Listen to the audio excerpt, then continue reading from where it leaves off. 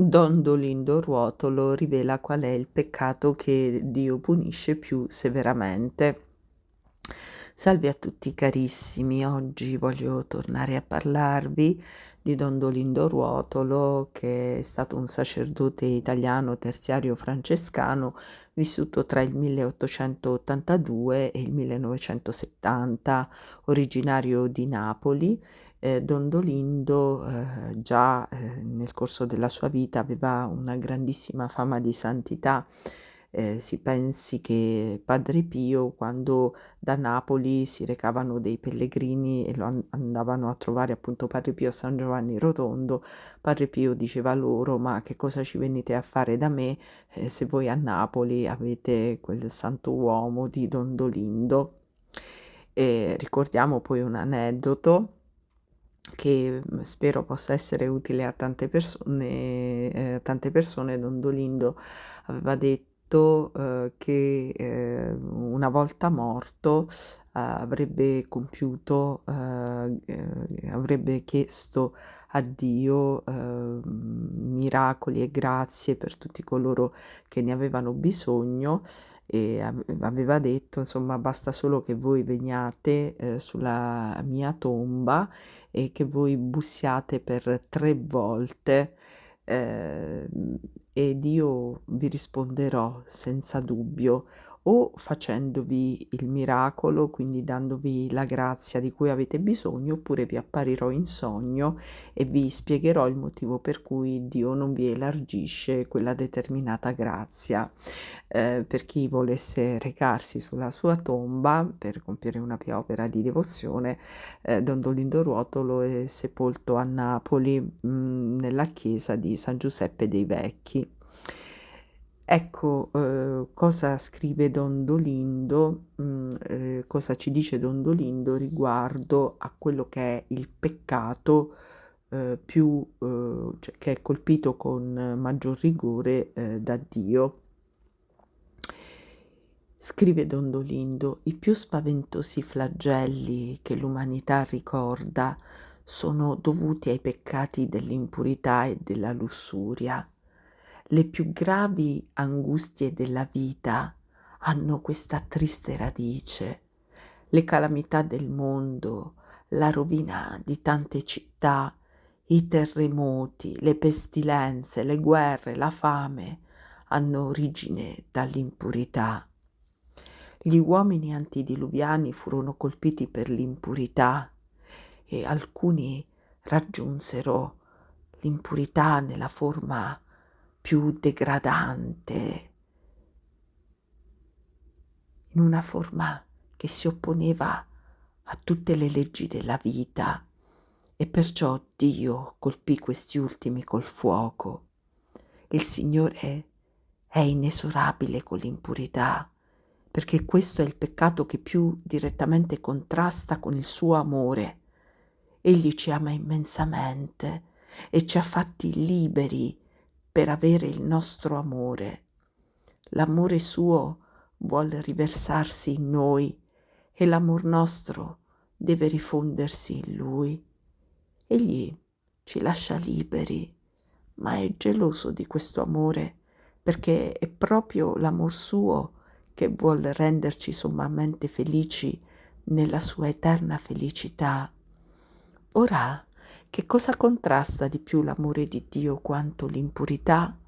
Quando il nostro cuore si infanga, quando si riempie di un amore estraneo al Signore, quando si concentra nelle creature o peggio in se stesso, senza dare adito al Creatore, allora è stretto da ogni parte da tribolazioni, che sono le voci dell'amore che picchia alle sue porte per entrare. L'amore umano deve essere dominato da Dio, poiché questo è diritto dell'eterno amore. Il Signore ci ha dato la legge della carità perché noi lo amassimo nel prossimo, e ha santificato il matrimonio rendendolo sacramento, perché la funzione dell'amore umano si mutasse in funzione del divino amore. Egli così non ha menomato la nostra libertà, ma nello stesso tempo ha salvaguardato i diritti del suo amore, che sono imprescrittibili. Egli può dirsi che ci lascia liberi in tutto e sembra quasi assente da noi fuorché nell'amore, perché ci ama e vuole essere amato. L'amore suo si fa sentire, appena è offeso reagisce, ci insegue, ci percuote, ci ricaccia nelle più tormentose angustie, ma non cede. L'impurità lo contrasta in questo amore ed egli l'insegue e la combatte fino alla distruzione. Egli è vigilante amore anche quando le creature si uniscono santamente. Le tribolazioni della carne, proprie dei coniugi, delle quali parla San Paolo, sono l'amor vigilante di Dio che impedisce il pieno riversarsi di una creatura nell'altra, che le costringe a ricercarlo fuori dei diletti della carne o delle effimere armonie della vita. Noi lo vediamo che l'amore troppo vivo e ardente fra due creature è troncato presto dal Signore e che persino l'amore materno o paterno troppo concentrato nel figliuolo è spezzato dalla morte. Se Dio fa questo con l'amore benedetto da Lui, che cosa non farà con l'amore che gli è estraneo, o peggio con quello che si concentra in se stesso? Chi ama illecitamente una creatura nei limiti della legge naturale conserva ancora un barlume di amore, perché ama la creatura di Dio e in un certo modo esce ancora fuori di sé, pur fermandosi sull'umana nullità. Ma chi si riversa in se stesso o ama per se stesso il turpe diletto che lo soddisfa, si allontana così completamente dall'amore che si trova per necessità di fronte ai fulmini dell'amore contrastato e profanato. Un peccato contro natura non conserva più neppure il piccolo vestigio di amore, è turpe concentramento in se stesso e orrore che Dio condanna e colpisce e abborre senza misericordia. È un fatto che nessun peccato è colpito più severamente da Dio quanto quello dell'impurità. I più spaventosi flagelli che l'umanità ricorda sono dovuti a questo peccato. Le più gravi angustie della vita hanno questa triste radice. Le calamità del mondo, la rovina di tante città, i terremoti, le pestilenze, le guerre, la fame hanno origine dall'impurità. Anche quando sono castighi dell'irreligione e della miscredenza, hanno la radice nell'impurità, perché l'irreligione e l'impurità dello spirito, che infallibilmente presto o tardi diventa impurità della carne, come l'impurità della carne porta con sé quella dello spirito ed allontana da Dio. Tu, piccolo verme umano, inutilmente tenti di persuaderti che certi peccati sono frutto del tuo istinto o delle tue esigenze fisiologiche. Inutilmente neghi Dio e la sua giustizia per essere più libero nelle tue degradazioni.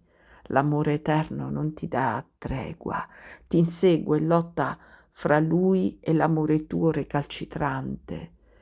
E duello fino all'ultimo sangue. Egli ti castiga nel corpo e te ne fa sentire il peso finché tu non l'abomini e non ricacci da te la carne come oggetto indegno del tuo amore. Egli ti acceca la mente, ti indurisce il cuore, ti priva di ogni grazia perché tu, nell'angoscia del tuo spirito, lo cerchi come refrigerio.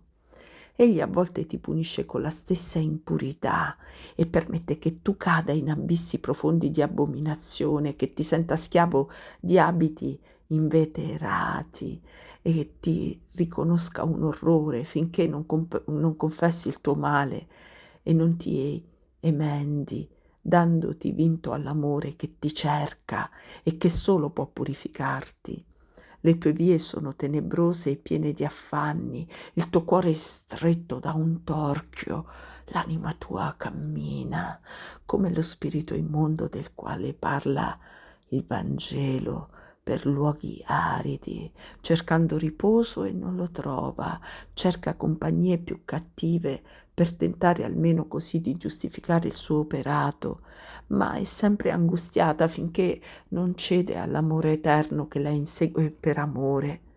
Dio non rinunzia alle esigenze del suo amore, è l'unico diritto che vuol conservare pieno su di noi, perché sa che solo l'amore suo ci sazia. L'affanno col quale l'impurità ci tormenta viene da lui direttamente. Egli non si affida ad altri per punire l'amore infedele. Ed egli, per ogni anima, ha preparato il flagello con cui punirà la sua impurità, e questo flagello viene direttamente dal Signore. Non fu un'eruzione vulcanica, l'inabissamento delle città peccatrici e la loro causa. Fu l'impeto dell'amore contrastato che arse di sdegno. Non vengono dalle creature i castighi sugli uomini impuri, vengono da Dio. È il Signore che piove fuoco e zolfo di angustie e di desolazione sulle anime degli impuri. Il Signore, facendo dire a Lot di salvarsi sulla montagna, di non voltarsi indietro, di non rimanere nel distretto della città peccatrice, ci insegna come dobbiamo salvarci dall'impurità. Dobbiamo salire sui monti della contemplazione e dell'amor divino. Dobbiamo allontanarci dai luoghi dove può ardere la concupiscenza. Dobbiamo fuggire la colpa senza mai guardare ciò che ci indusse al peccato. Chi si converte e poi si volge indietro ritornando alle occasioni di peccato, volontariamente si espone ad ardere nel fuoco della concupiscenza e perisce miseramente. Vinci tu, dunque, o Signore, in questa mia carne già macchiata. Vincimi con un altro fuoco, mandami lo Spirito Santo perché io sia pura e ami te solo sopra tutte le cose.